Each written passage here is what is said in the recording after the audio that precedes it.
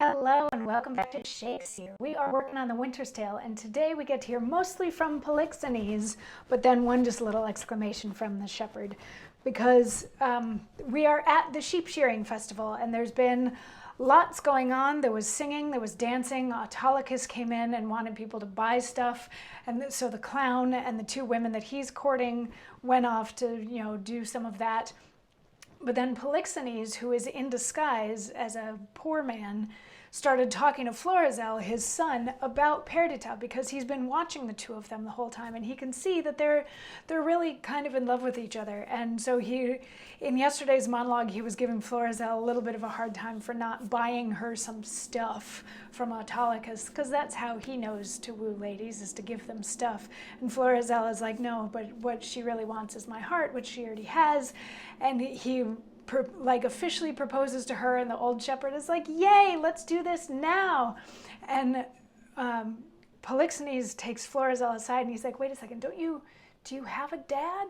And Florizel is like, yeah, I do, but he doesn't need to be here. And Polixenes is like, well, if it was my son, I would want to be there. That's like one of the great things that a father gets to do with his son, is see him get married. And Florizel is like, yeah, no, it's fine, it's better if he's not here.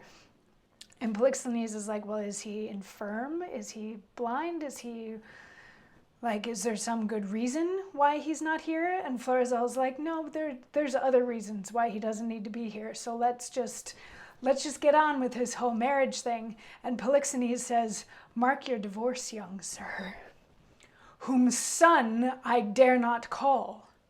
Thou art too base to be acknowledged.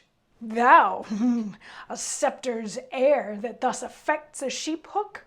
Thou, old traitor, I am sorry that by hanging thee I can but shorten thy life 1 week. And thou, fresh piece of excellent witchcraft, whom of force must know, the royal fool thou copest with, oh my heart! I'll have thy beauty scratched with briars and made more homely than thy state. For thee, fond boy, if I may ever know thou dost but sigh, that thou no more shalt never see this neck, as never, I mean thou shalt, will bar thee from succession, not hold thee of our blood, no, not our kin, far than Deucalion off. Mark thou my words. Follow us to the court, thou churl. For this time, though full of our displeasure, yet we free thee from the dead blow of it.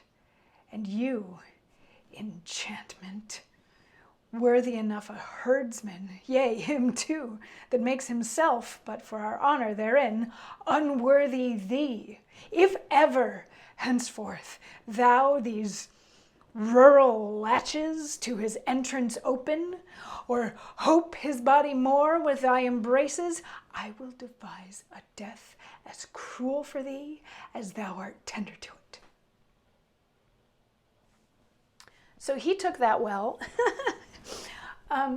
Polixenes, so he reveals himself in that first little bit of it when he's like, I'm not going to call you my son. That's because he reveals himself to show that, yes, you are my son. But then he gets angry with the shepherd. He's like, if I were to hang you now, that would only shorten your life by a week because you're such an old man. He lays into Perdita like nobody's business. He's calling her a fresh piece of excellent witchcraft and an enchantment and all these things. And he's saying, she's not worthy of another shepherd. So the fact that Florizel has fallen in love with her makes him unworthy of her and, lowers him in baseness, all of that sort of thing. And he promises Florizel that if Florizel ever sees her again or ever talks to her again, he will completely be disowned and inherited. He will be removed from the ranks of succession, so he will not be able to inherit anything.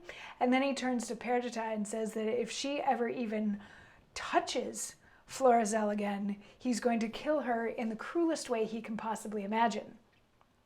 And then he leaves, because why do you stick around to see a reaction to something like that? So this is about as bad as it could get, and it's about as bad as Perdita thought it was going to be. So at this point, she's like, oh, whoa, oh, whoa, oh, whoa. And the shepherd has some words that we'll get to hear tomorrow, because things are suddenly... This play is very good at that turn on a dime, go from everything's fine and happy and fun to everything is as bad as it can possibly get very, very quickly. You know, we started out with Leontes and Polixenes and Hermione having a lovely time, and then all of a sudden Leontes is jealous that they're having an affair. And now we've had this sheep shearing festival, and Polixenes was saying that Perdita was more noble than she should be, and now he's threatening to kill her. So yeah, we've got some really hot-tempered men in this play, and some really awesome women too, so that's fun. But anyway, come on back tomorrow for more, and we'll see what the shepherd has to say about this whole situation. See you then. Mwah.